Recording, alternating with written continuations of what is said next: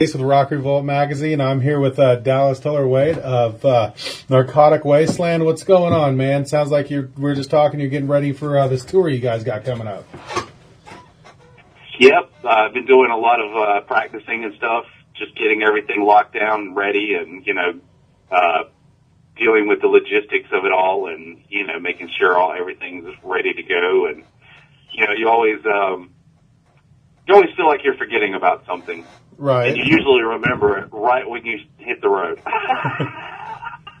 It's one of those things. It's like, did I leave the gas on the stove? I'll be back in a month and a half. We'll find out. Oh, yes. That kind of reminds me of the restaurant at the end of the universe. Yeah. It's Douglas Adams. He wrote these books called Hitchhiker's Guide to the Galaxy. Anyways. Yeah. There's this restaurant at the end of the universe, and you get to go wine and dine and watch the end of the universe. And that's what he said. It's too late to worry about if you got the gas on at home now. Right on, man. So let's talk about this, you guys' new album, Delirium Tremens, which is what you guys are going to be out supporting here. You guys have had your new track off of there, Faces of Meth, that you did a video for. Now, with obviously the name of your band, Narcotic Wasteland, and the song Faces of Meth, I mean, where did all of that come from? Is it something personal or just life experience that you've seen around you too much? Yeah, it has been a thing that I've seen around me a lot, particularly in, certain areas, particularly in the area that we grew up. But there's a lot of there is some introspective things going on as well. My personal experiences with certain things, not necessarily drugs, or just being sort of an observationist. Just about every week, one of my friends loses one of their friends to usually pharmaceutical drugs. Right. So it is something that I was just kind of frustrated and angry and somewhat sad about. And that's kind of became a theme for some of the material that I was writing early on for the band. And it kind of just kept growing into this thing.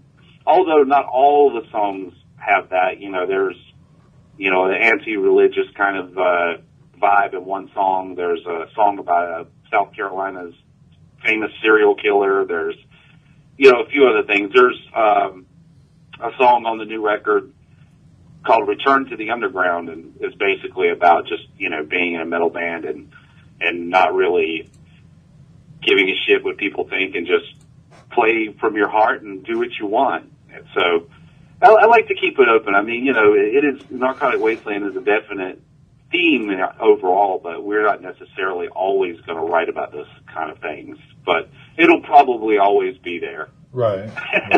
Kind of like not really per se an afterthought, but just kind of like looming in the background. Yeah, I mean, the bottom line is, I think any band shouldn't really limit themselves to what they want to talk about. So, it is just a band name. I've said it 1,000 times. Iron Maiden doesn't always write songs about Iron Maidens. That'd be quite interesting if they did. Very interesting. Yeah. Right on. So you guys are going, like I said, you're getting ready to get out on the road here. You guys are heading, you guys are going to be out for a while, man. Going to be out through the first couple weeks of December. So you're definitely covering some land. Is there anything, like when you're out on tour, who are you guys going to have out there with you? I just totally lost all train of thought for a second, so I sounded like a rambling idiot. Who are you guys taking out with you, man? Some of the West Coast shows, we're going to have Dreaming Dead open the show. Mostly just going to be local openers. Okay. I really enjoy that. I get to a lot of times hear a pretty damn good band that I've obviously never heard of before because they're just getting started or they're local or that kind of thing. And man, it just totally slipped my brain. The other band that's going to be on a few of the other shows on the East Coast Oh man, I totally forgot their name. Anyways, right on. It's cool. I just went brain dead. You just went brain dead, and we both had our brain dead moments. We're good. Yeah, I've been up since like 6 this morning, so yeah, I'm pretty brain dead at the moment. Yeah, absolutely. Absolutely. So, I mean, with doing the, having local bands for support, that probably makes the logistics a hell of a lot easier for you guys, because you really only have yourselves to worry about and not anybody else who might have any troubles on the road or anything like that. Yeah, I mean, it's great to have another band there that will draw. I just remember the name of that band too. They're called Extinction Level Event. They're going to be doing some of the shows with us on the east side. Right. But it's something that actually kind of started happening on some of the Nile tours in say like 2012, 2013, and it was just like a lot of the bands that, of course, we would love to have a huge package and have like, all the heavy hitters on the same bill. But right. The problem is that those are all headliner status bands, and they all kind of need to make that headliner money. So somebody's going to have to, there's going to have to be a compromise somewhere. Right. Because, a lot of people just aren't willing to put up the gamble for this kind of music, even though we've seen plenty of packed out crowds. A lot of people don't do the pre-sale tickets. A lot of it's, metal has always been a walk-up crowd. Yeah.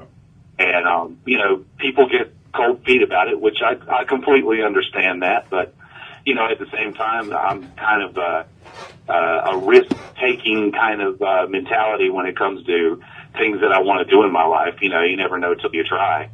But I totally understand, and that's one of the reasons. And another thing, too, with the local bands is it's kind of a handshake. We could possibly be bringing out some people that wouldn't necessarily go to their show or didn't know about them, or vice versa. They have a local scene and people that come to their shows that maybe never heard of us, or, it's a handshake. It doesn't matter if a band's international or if they're, on the local level. We're all out there trying to do the same thing, and, I think there should be a level of teamwork in that.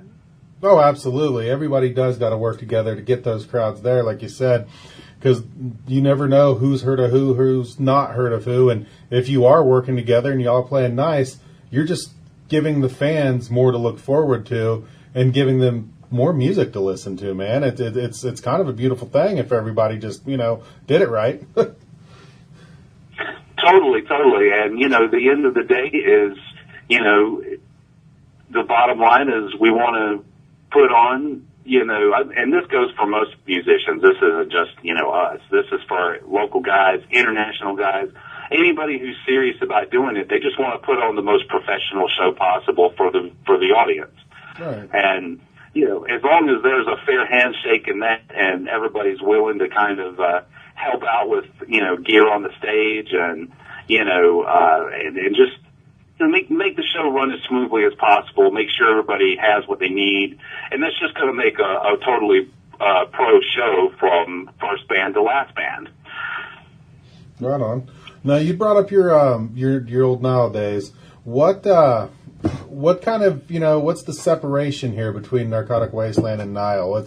What can fans notice, that's different, or maybe not different? Maybe there's a little bit of similarities, but to you, what do you feel the difference is in these two projects that you have? Well, I would say that Narcotic Wasteland is a little bit more on the thrashy side. Okay. Where, and that would be one of the big ones. Of course, there probably will be some similarities. I did write some music for Nile on several songs over the years, so there will be some similarities at times just because it's me. Right. But for the most part, I feel that Narcotic Wasteland is like kind of a more thrashy, old school death metal thing with punk lyrics. I think those are a couple of the things that kind of that definitely separate the two. The guitars are more kind of normal tuned. Also, they're not all tuned really super low or anything like that. It's just kind of, it basically does represent me kind of getting back to my roots a little bit as far as just, everything going on. It just feels like, to me, Narcotic Wasteland just feels like old school death metal in a lot of ways, but there's still so much ground to cover and things to explore musically and lyrically within that context, Right. And just another thing, point like that with you trying to describe the differences, you named how many different genres of metal. What do you think about all the labeling of metal and a lot of people pigeonholing themselves in one genre? Because you'll hear people argue and fight about the different genres of metal to like no end. That's ridiculous. What are your thoughts on that? To me, it seems a little excessive for all these crazy subgenres. I mean, all of that started, with the heavy metal thing. As far as I know, I didn't really get into much else other than rock and roll and heavy metal. But then, death metal, it earned its name because really the thing that separated it from was the really evil, heavy-sounding guitars and the growly vocals, the angry-sounding vocals. So it definitely earned that name. And then, there's certain subgenres that kind of earn their name, and then there's some that's just like, I'm just going to call it identity crisis metal. Right? That ain't no shit. That might be the best thing I've heard. That ain't no kidding. Yeah. Some identity crisis metal. Yeah, because it's gotten ridiculous with all the names and the labels and the subgenres, and I can't even name them all. I really don't even know what most of the difference is, honestly. Yeah, I mean, it would be easy to come up with a new one, maybe. I think I can do one right now. Let's see. Black Death, Ska Punk, Core. Right. And do you skank to that while headbanging at the same time so you can get that whole ska metal thing in there? That would be, yeah. But you probably nailed it right there on the head. Oh, shit. All you need is a few trumpet players. Right. That would be fantastic. I can already see you're like trying to find some trumpet players while you're on the road. Absolutely. We're going to invent an entirely new genre. Hell yeah. I'll see if I can set you up for when you guys swing through Kansas City. Oh, shit. But yeah, so like we were talking about, man, absolutely. You guys are going to be debuting your first Narcotic Wasteland album, correct? October 13, right? Actually, that's the second album. Is it the second? First one came out. Yeah, the first one came out. It was just a self-release. It came out in 2014. Okay. Right. Self-release, self-titled. We did one video for a song called Keeping Up with the Jones. And we did a lyric video for another one called The Shackles of Sobriety. And it was pretty well received considering they didn't really have any push by, any label or anything like that. Right. And we, we're just trying to do what we could with it, with the time that we had. And, I started writing for the second album, probably within the year or a year after the first one came out. And, one thing just led to another. Next thing you know, talking to Megaforce Records, and they're releasing the new one, Delirium Tremens. Right on, which is, again, October 13th, and you guys are going to be hitting the road, it looks like, the 21st of October, starting there in Greenville, South Carolina. Anything you want to say to the fans, man, before we let you go? Let them know how to get the new album, how to get a hold of you guys? Well, you can always check out narcoticwasteland.com. That's one way to kind of keep up, or check out our Facebook page, that kind of thing, and definitely check out Megaforce Records. The link, you can already pre-order it on Amazon, I think, the new album. But yeah, that's pretty much. I mean, other than that, I just want to say that everybody that hears the record, I hope you really enjoy it. And, thanks for being, keeping metal strong, and not, even if you're not a fan of what I do, or anything that I've been a part of, that's fine.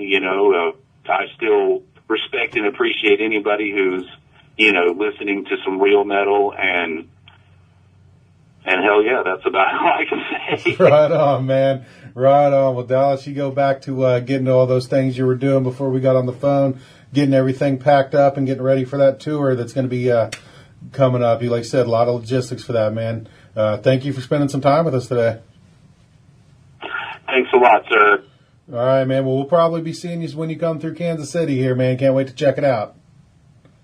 Awesome. Sounds good, man. All right, sir. We'll talk to you soon.